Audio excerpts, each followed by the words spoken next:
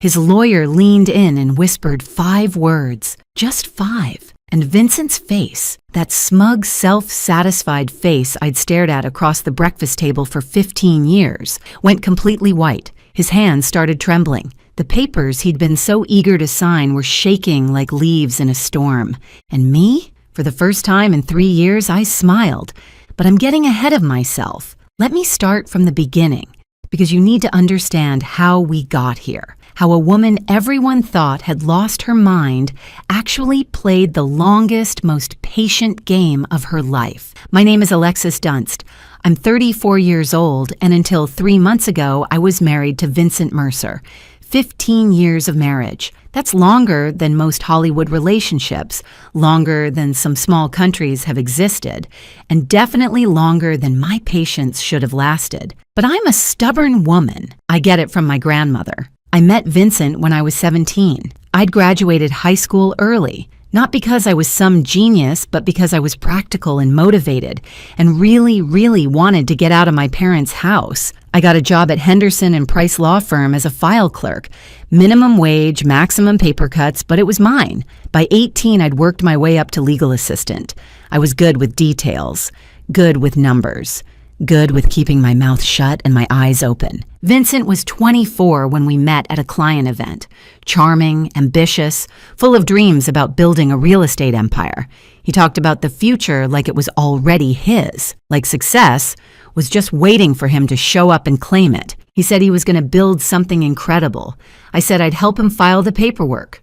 Romance, right? We got married when I was 19. Tyler came along when I was 20. I kept working at the law firm part-time while raising our son, building up my 401k, saving every spare dollar. My grandmother always said a woman should have her own money, not secret money, she'd clarify. Just her own, something nobody could take. At 23, Vincent's business finally took off. He asked me to quit the law firm and help him full-time. He needed someone to manage the books, handle clients, coordinate with contractors, someone he could trust completely.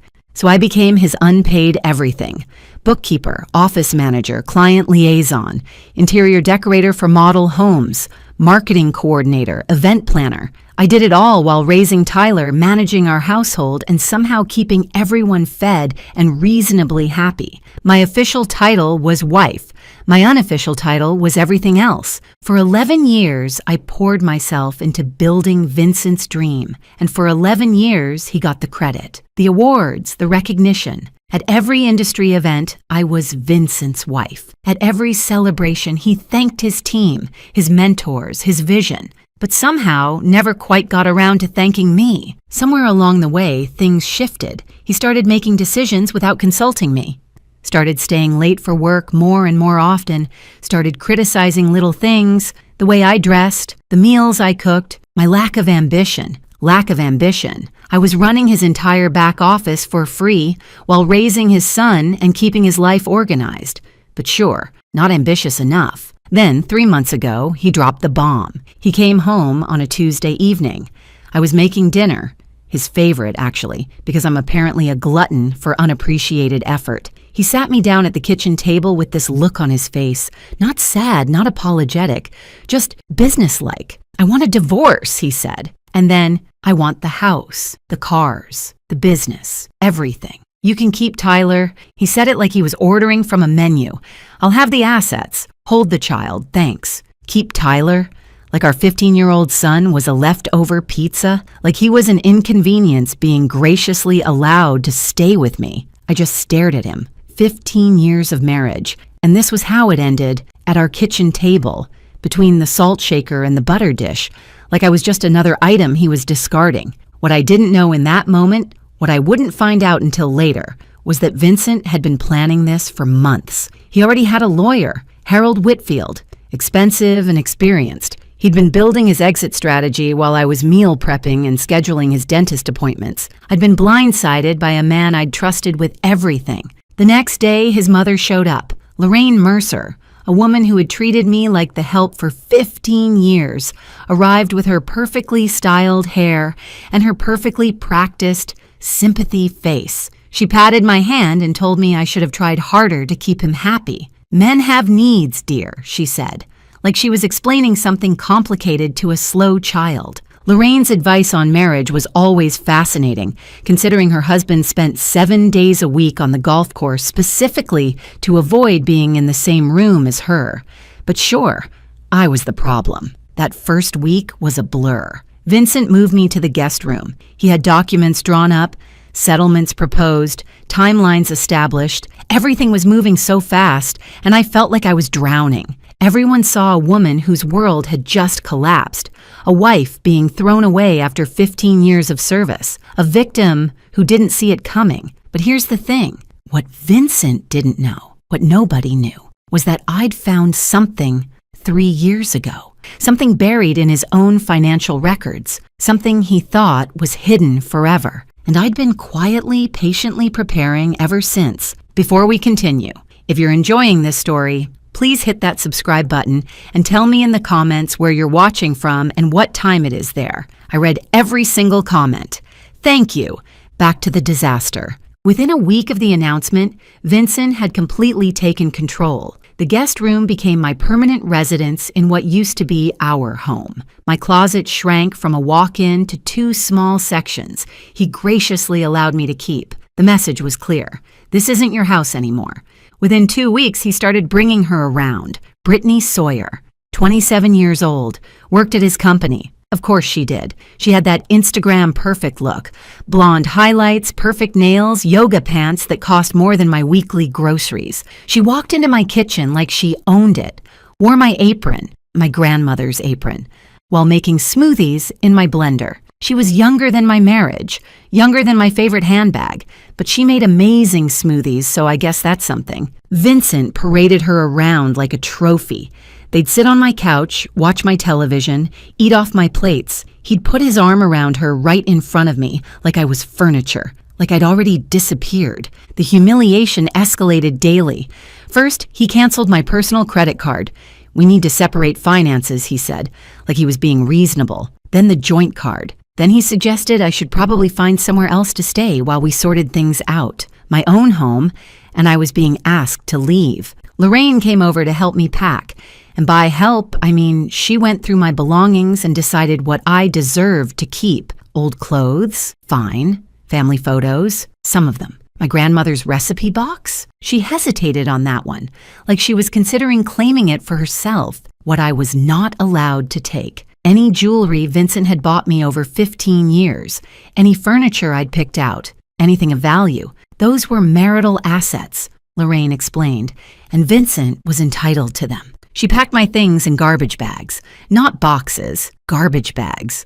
Like I was trash being taken out. Through all of this, I had one person I thought I could trust, Diane Holloway. We'd been friends since high school. 20 years of friendship, through boyfriends and breakups and babies and everything in between. She was the first person I called after Vincent's announcement.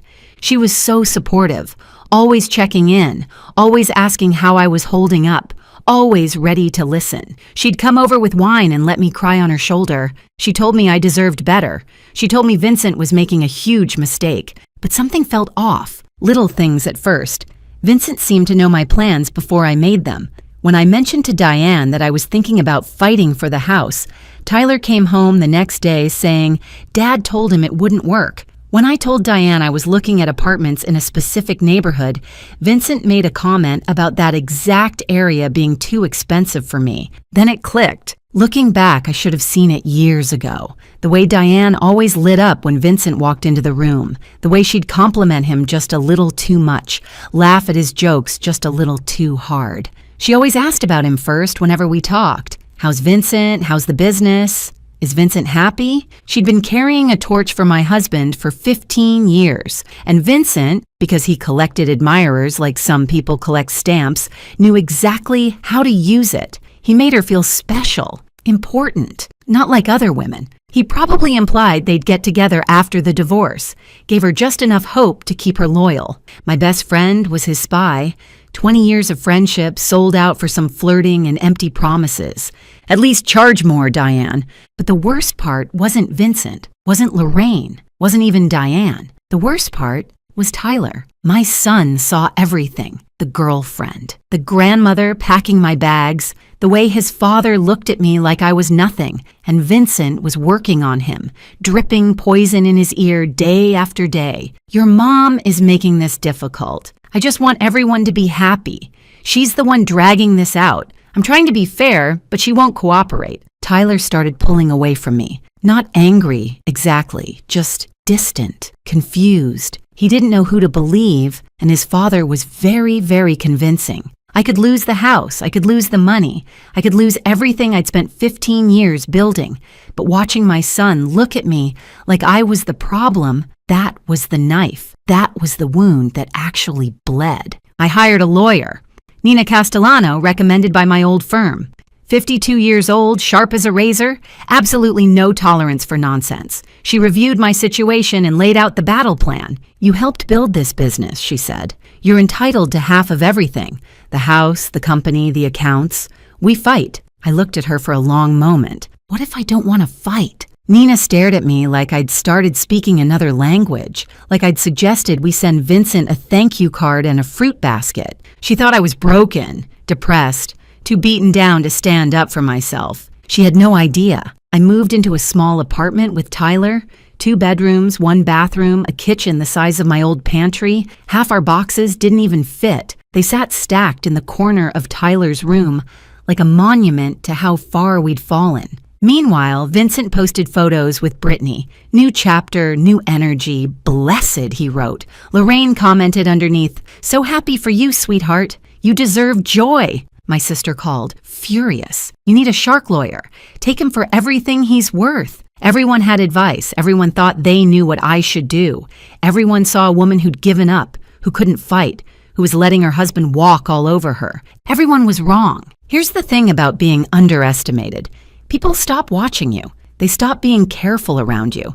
They stop guarding their secrets. And that's exactly when you learn everything you need to know. 3 years. That's how long I'd been carrying this secret. That's how long I'd known the truth about Vincent Mercer and his glittering, glamorous, completely fake empire. It started on a random Tuesday night, 3 years before the divorce. Vincent was working late again. He was always working late by then, though I didn't yet know what that really meant. I was going through the company books, reconciling accounts, doing the unglamorous work that kept his business running. And I found something strange. A transfer to an account I didn't recognize, then another, then a pattern. Money flowing out of our accounts into places I'd never seen before. I dug deeper. I stayed up until 3 a.m, following the trail. What I found made my blood run cold. Vincent had been taking loans against everything we owned. The house, our beautiful house that everyone admired, had 3 mortgages on it. The original loan of $400,000, a second mortgage of $350,000 taken out 4 years ago, a third mortgage of another $350,000 taken out 2 years ago. Total owed $1.1 million. Actual value of the house, $850,000. We were underwater by $250,000 on a home I thought we owned outright. The business was even worse. Lines of credit maxed out at $200,000. Back taxes owed of $85,000. Vendor debts of $120,000. Equipment loans of $75,000. The company Vincent bragged about at every party.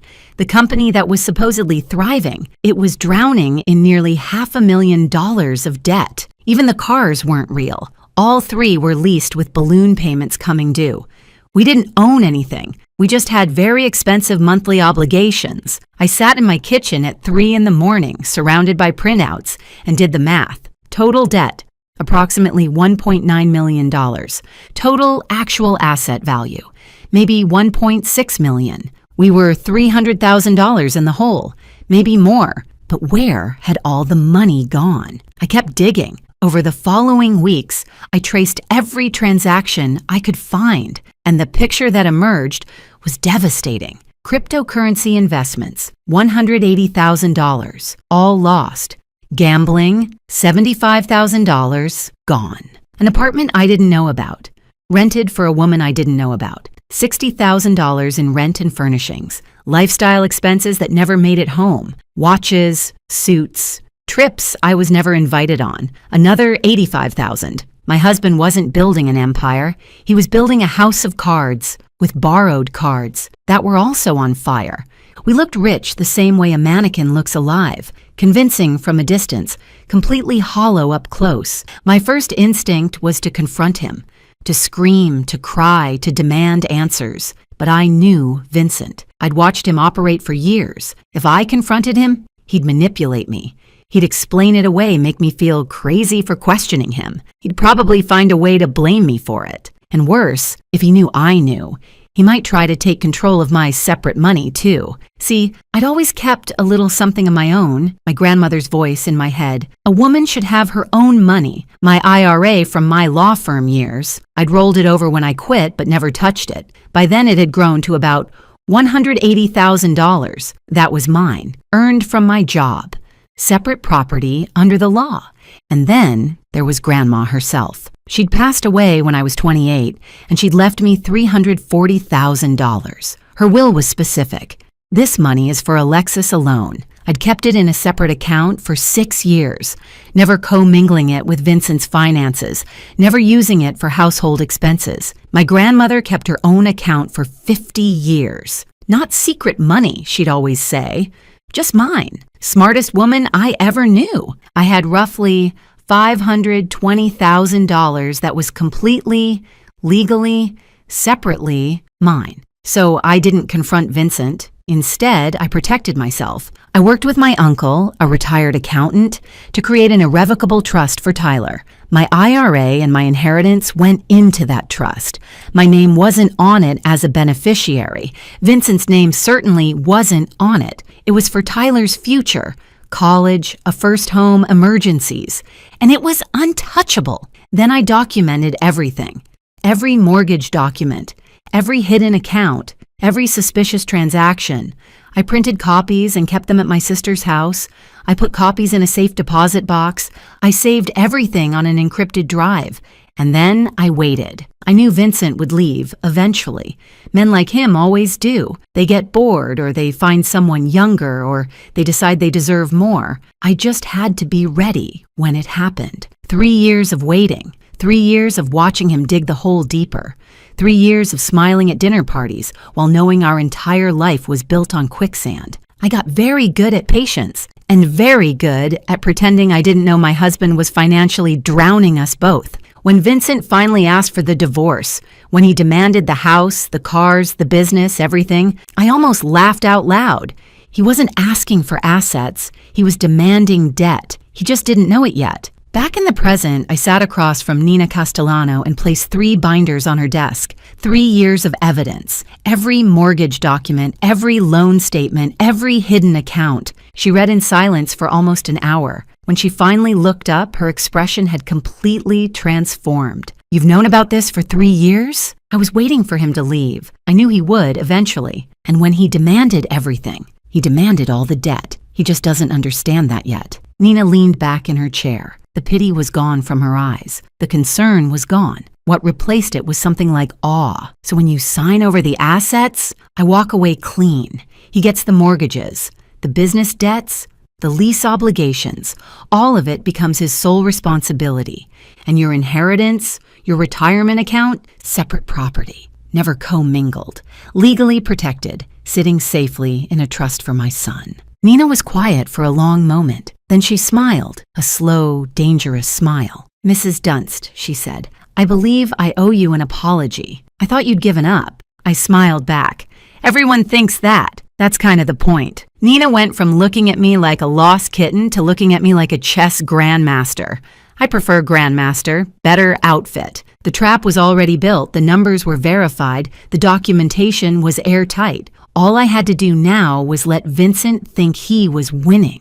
And nobody does gracious loser better than a woman who's been practicing for 15 years. The next 3 months were a masterclass in acting. I became exactly what everyone expected me to be: broken, defeated, barely holding on. I showed up to mediation sessions with red eyes and trembling hands. I spoke softly, hesitantly, like a woman who'd lost all her confidence. I asked for so little that even the mediator seemed uncomfortable. I just want enough to start over, I said during our second mediation. I'm not trying to be difficult. I know the business is his life's work. I know the house means everything to him. I don't want to tear our family apart more than it already is. I requested a settlement of $50,000 cash, my personal belongings. Shared custody of Tyler, that was it. Vincent agreed immediately. He was probably expecting me to fight for half of everything. That's what any reasonable lawyer would demand. Instead, I was asking for crumbs. He looked at me across that mediation table with something almost like pity. Like I was a wounded animal he was graciously putting out of its misery. I deserved an Oscar for that performance, or at least a Golden Globe. I was giving the role of a lifetime, and my only audience was my lying, cheating, soon-to-be bankrupt ex-husband. With each passing week, Vincent's arrogance grew. He stopped being careful, stopped pretending to be the reasonable one. He started telling everyone who would listen that I hadn't even fought. She just gave up, he told his golf buddies. I offered her a fair settlement and she took it without a word. Lorraine was even worse. She bragged at her book club, at her church group, at every social gathering she attended. Vincent is keeping everything. That woman didn't get a dime. I always knew she wasn't strong enough for my son.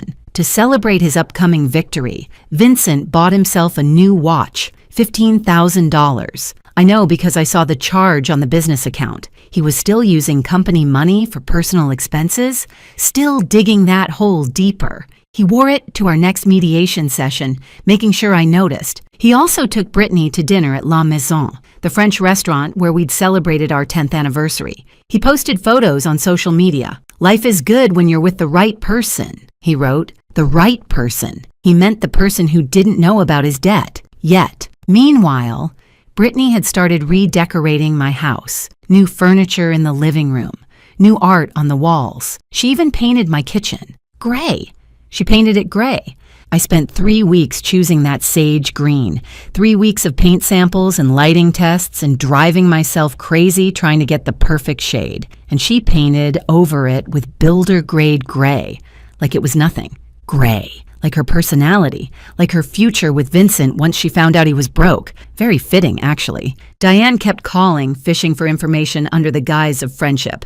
I played along perfectly. How are you holding up? She'd ask, her voice dripping with fake concern. I just want it to be over, I'd tell her, making my voice crack slightly. I can't fight anymore, I don't have the energy. Within hours, Vincent would know. I could practically see him relaxing, letting his guard down even further. Diane thought she was playing me. She was actually just being a messenger service, not a very expensive one either. But while the adults were playing their games, Tyler was watching, and my son, my smart, observant, wonderful son, was starting to notice things that didn't add up. He noticed his dad's new $15,000 watch, but heard Vincent tell him they couldn't afford the school trip to Washington, D.C. He noticed Brittany's shopping bags piling up in the foyer, but heard Vincent complain about money being tight. He noticed the disconnect between the lifestyle his father was projecting and the excuses he kept making. One evening, Tyler came to my tiny apartment and sat down at my secondhand kitchen table. He looked at me with those serious eyes, so much like his father's, but with something Vincent had lost long ago. Honesty. Mom, he said quietly, is Dad actually rich? I looked at my son for a long moment. What do you think? He was quiet, processing. I think something's not right. I think he's pretending. I reached across the table and squeezed his hand. Trust me, just wait a little longer. My 15-year-old figured out something was wrong before 2 lawyers and a certified accountant did. I should bill his college fund for consulting fees. Behind the scenes, Nina was preparing our legal strategy with surgical precision. The main divorce agreement stated clearly that I was relinquishing all claims to marital property. The house, the business, the vehicles, everything would go to Vincent. In exchange, I would receive my modest cash settlement and walk away. But attached to that agreement was an addendum, a detailed liability disclosure statement. Every debt, every mortgage, every loan, every obligation tied to those assets. When Vincent signed for all assets, he would be legally assuming all liabilities. The mortgages would become his sole responsibility. The business debts would transfer entirely to him. The lease obligations on the cars would be his problem alone. It was all there in black and white. Legal, proper, devastating. Legal documents are like poetry, Nina told me. Boring, expensive poetry that can ruin someone's life. My favorite kind. 2 weeks before the final hearing, Harold Whitfield, Vincent's lawyer, called Nina with concerns. My client is assuming significant assets, Harold said carefully. I'd like to request a full financial audit before we finalize, just to verify everything. Nina kept her voice neutral. Of course. We'll provide whatever documentation you need, but when Harold brought this to Vincent, my soon-to-be ex-husband shut it down immediately. No audits, Vincent told him. I built that company. I know exactly what it's worth. I'm not paying for some accountant to tell me what I already know. Harold pushed back. I strongly recommend we verify the asset values before you sign. This is a significant no. Vincent cut him off. Brittany wants this done. I want this done. No more delays. Harold had been practicing law for over 30 years. He knew when a client was about to make a mistake. He also knew he couldn't force someone to take his advice. He presented Vincent with a waiver, a document acknowledging that Harold had recommended an independent financial review and that Vincent was declining against counsel's advice. Vincent signed it without reading it, just like he'd sign everything else without reading it. Never underestimate the power of an impatient girlfriend to make a man skip the fine print. Brittany was worth millions to me, in legal strategy anyway. The night before the hearing, Vincent sent me a text message. Thank you for not making this ugly. I stared at that message for a long time. 15 years of marriage. 15 years of building his business, raising his son, managing his life. And he was thanking me for not making things difficult for him while he threw me away. I typed back, I just want what's best for Tyler. What was best for Tyler? His trust fund, his future secured, and a father who was about to learn the most expensive lesson of his life. Nina called me that evening. Thursday at 9 a.m. Final hearing. Judge Patricia Holden. Are you ready? I looked around my small apartment. The secondhand furniture, the boxes still unpacked in the corner, the tiny kitchen I'd painted sage green because it reminded me of hope. I've been ready for 3 years.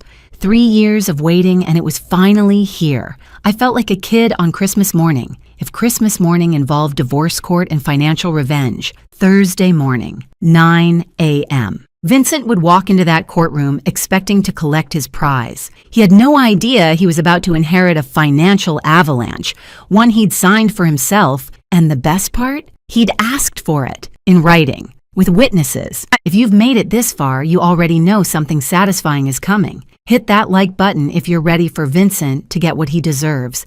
And if you haven't subscribed yet, what are you waiting for? I've got more stories where this came from.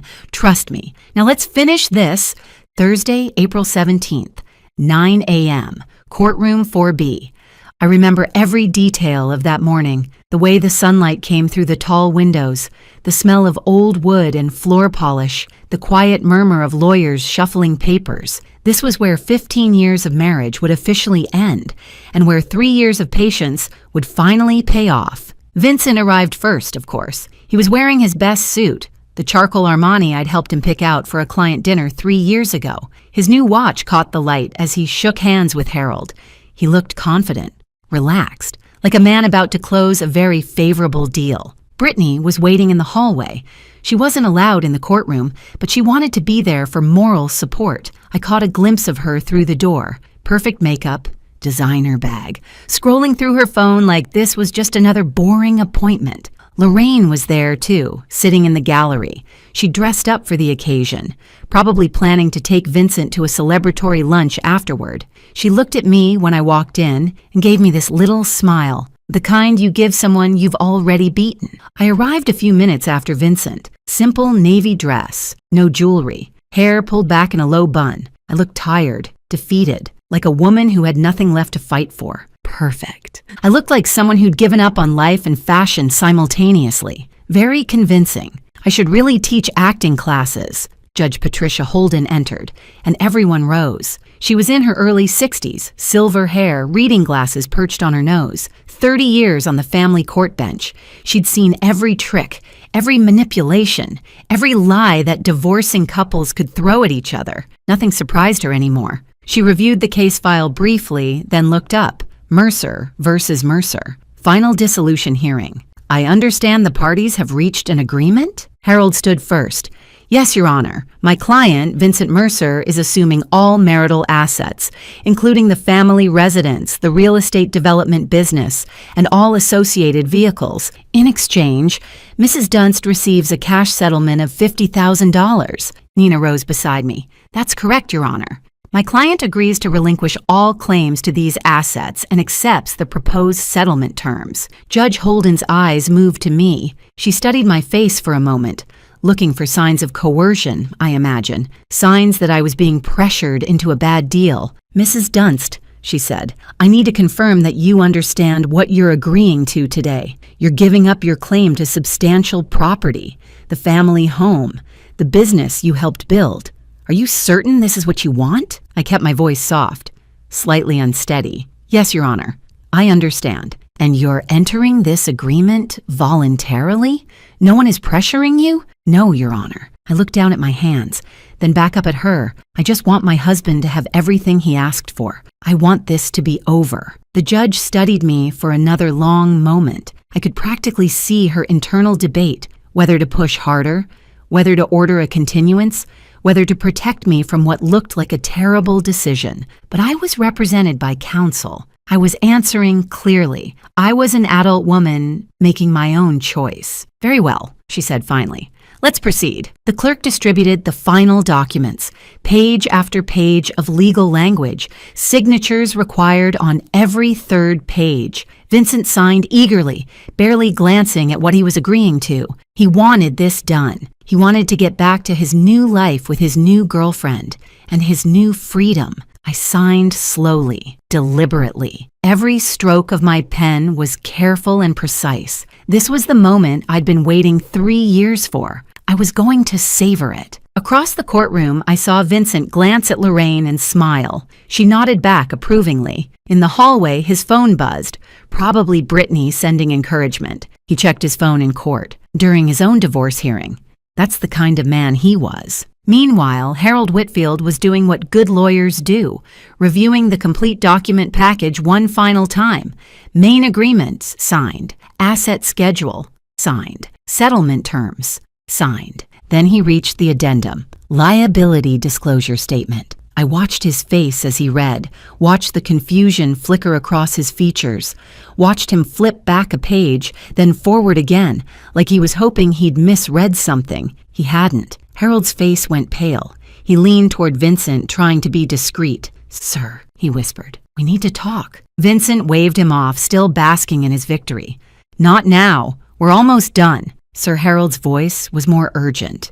You're assuming all debt. Vincent turned to look at him.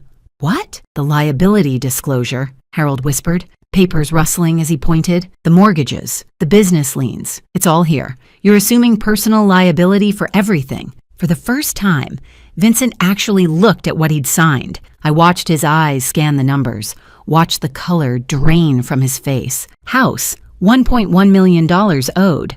Market value, $850,000. Business, $480,000 in combined debts. Vehicles, $115,000 in lease obligations. Additional personal liabilities, $200,000. Total debt, approximately $1.9 million. Net value of everything he'd just claimed, negative $300,000. He hadn't won the lottery. He'd won the bill for it. Vincent stood up abruptly, his chair scraping against the floor. This isn't right. He looked at me, then at the judge, then back at the papers. She hid this from me. This is fraud. Judge Holden's voice was sharp. Mr. Mercer, sit down. These numbers are fake, Vincent insisted, his voice rising. She manipulated the documents. This is Mr. Mercer. The judge's tone left no room for argument. Sit down. He sat, but his hands were shaking. His confident smile was gone, replaced by something that looked a lot like panic. Judge Holden looked at the documents in front of her, then at Vincent. Mr. Mercer, I'm looking at the liability disclosure statement attached to this agreement. These are debts associated with assets you are claiming, assets in your name, your business, your property. She fixed him with a hard stare. Are you telling this court that you don't know your own financial situation? Silence. Watching Vincent try to explain why he didn't know about his own debts was like watching a cat explain why there's a broken vase on the floor. Fascinating and completely unconvincing. Harold cleared his throat. Your Honor, I should note that I advised my client to conduct an independent financial review prior to this hearing. He declined. I have documentation. He produced the waiver, the one Vincent had signed without reading, the one that said, in clear legal language, that Harold had recommended a full audit, and Vincent had refused. Judge Holden reviewed it briefly, so Mr. Mercer was advised to verify these figures. He chose not to. He signed a waiver acknowledging that choice. She looked at Vincent. Is that correct? Vincent was staring at the waiver like it was a snake that had just bitten him. I thought, is that your signature, Mr. Mercer? A long pause. Yes.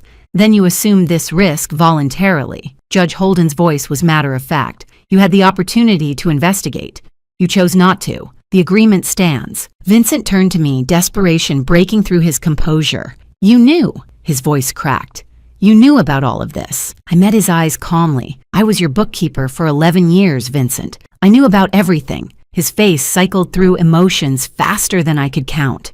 Confusion, rage, betrayal, fear, and finally the one I'd been waiting for, realization, the understanding that he'd done this to himself. I want to withdraw the agreement, Vincent said, turning back to the judge. I didn't understand what I was signing. This isn't fair. Judge Holden shook her head. Mr. Mercer, you signed documents before this court stating you understood and agreed to all terms. You were represented by competent counsel. You declined additional review. Your wife did not hide anything. These are your debts, your mortgages, your obligations. She paused. The agreement is final. The gavel came down. Mrs. Dunst, you have your settlement. Mr. Mercer, you have the assets as agreed, along with all associated liabilities. This marriage is dissolved. I stood, smoothed my dress, picked up my purse. Then I looked at Vincent one last time. He was slumped in his chair, papers scattered in front of him, his whole world collapsing around him. You said you wanted everything except Tyler, I said quietly. I gave you exactly what you asked for. I walked out of that courtroom without looking back. In the hallway, I could hear Vincent's voice rising, yelling at Harold, demanding to know how this happened, threatening lawsuits. Harold's calm responses. I told you to get an audit. I have it in writing. You refused. Through the glass doors, I saw Brittany's face change as she listened, saw her look at Vincent, really look at him, and see something other than the successful businessman she'd thought she was getting. She was gone before I reached the elevator, moving fast, heels clicking on the marble floor, not looking back. Brittany's exit was faster than her entrance into my marriage. At least she was consistent. I stepped outside into the April sunshine. The sky was blue. The air was warm. Somewhere behind me, my ex-husband was screaming at his lawyer about fairness and fraud and how none of this was his fault. Ahead of me was a new life, smaller than before, simpler, but completely, entirely mine. The collapse happened faster than I expected. Within 2 weeks, Brittany had moved out of the house, packed her things in the middle of the night, left a note that said, "This isn't what I signed up for." The gray kitchen sat empty. Within a month, Vincent tried to sell the house. But when you owe more than something is worth, there are no buyers.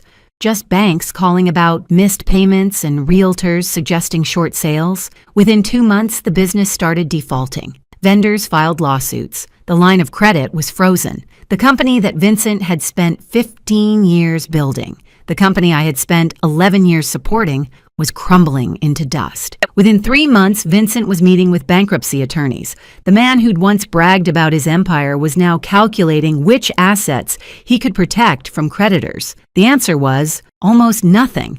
Lorraine's perfect son was calling family members asking for loans, showing up at relatives' houses with excuses and explanations. Nobody knew about the debt. Alexis must have hidden it somehow. I was tricked, but the documents told a different story. The mortgages were in his name. The loans were in his name. The gambling debts, the crypto losses, the secret apartment, all his choices, all his signatures. I heard that Lorraine's Christmas newsletter that year was very short. Vincent is exploring new opportunities. Yes, opportunities in debt restructuring. The parallel conflicts resolve themselves with a kind of poetic symmetry. Diane called me about a week after the hearing. Her voice was shaking. I had no idea things were this bad. I'm so sorry, Alexis. I never meant for... I thought Vincent and I didn't answer, didn't respond, didn't give her the closure she was looking for. Some bridges aren't meant to be repaired. Some friendships don't deserve a second chance. 20 years of history betrayed for a wink and empty promises from a man who used everyone around him. She tried calling 3 more times. Then she stopped. I imagine she's still waiting for Vincent to notice her. She'll be waiting a long time. Lorraine tried a different approach, going through Tyler. Tell your mother I didn't know about the money problems. Tell her I'm sorry for how I treated her. Tell her I want to talk. Tyler looked at his grandmother, the woman who'd packed his mother's belongings in garbage bags, who'd called his mother worthless, who'd sided with his father without a single question, and said, Mom's busy building her life. She doesn't have time for excuses.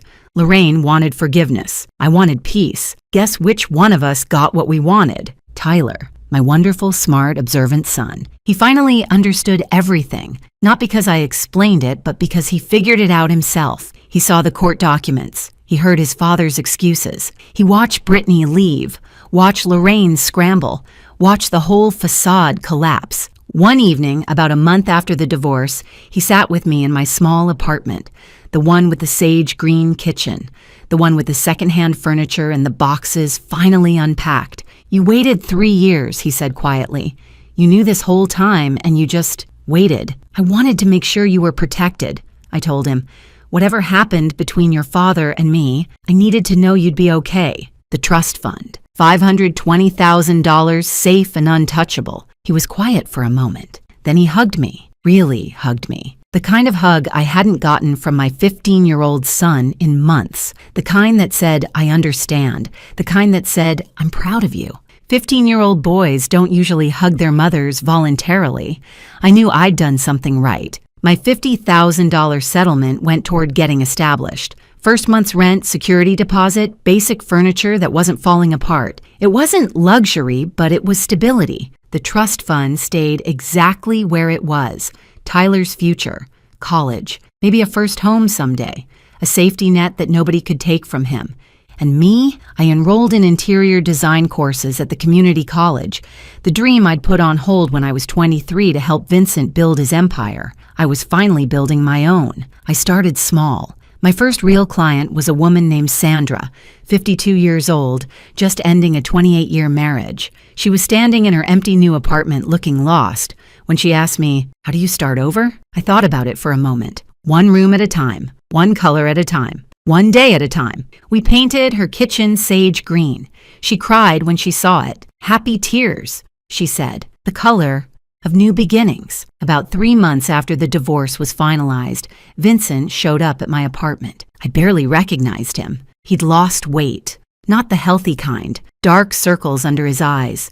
His suit was wrinkled, his watch was gone. He looked like a man who'd been through a war and lost. He stood in my doorway, and for a moment, I almost felt sorry for him. Almost. I didn't know it was this bad, he said. His voice was hoarse. I made mistakes. I know that now. But I didn't mean for any of this to happen. I leaned against my doorframe and looked at him, really looked at him. This man I'd loved for almost half my life. This man who'd thrown me away like garbage. This man who was now drowning in the consequences of his own choices. Can we talk? He asked. Maybe we can figure something out. I don't know. Maybe we could. He couldn't even finish the sentence. Couldn't bring himself to ask for what he actually wanted. Help. My help. After everything. You asked for everything except Tyler, I said calmly. You got exactly what you wanted. Alexis, please. Goodbye, Vincent. I closed the door. He stood in the hallway for 10 minutes. I know because I watched through the peephole while eating ice cream. Best show I'd ever seen. 5 stars. Would watch again. That evening, after Tyler went to bed, I sat in my small living room and looked at my grandmother's photo on the shelf. The recipe box was next to it. The one thing Lorraine had almost taken. The one thing that mattered most. "You were right about everything, Grandma," I said quietly. "Keep your own money. Know your worth. And never let anyone make you feel small." The apartment was quiet, small. Nothing like the house I'd lived in for 15 years, but it was mine. Every paint color, every piece of furniture, every decision, mine. And for the first time in longer than I could remember, I was free. Thank you so much for watching. More of my most gripping stories are already on your screen. Click one now and don't miss the best part. You will love it. See you in the next story.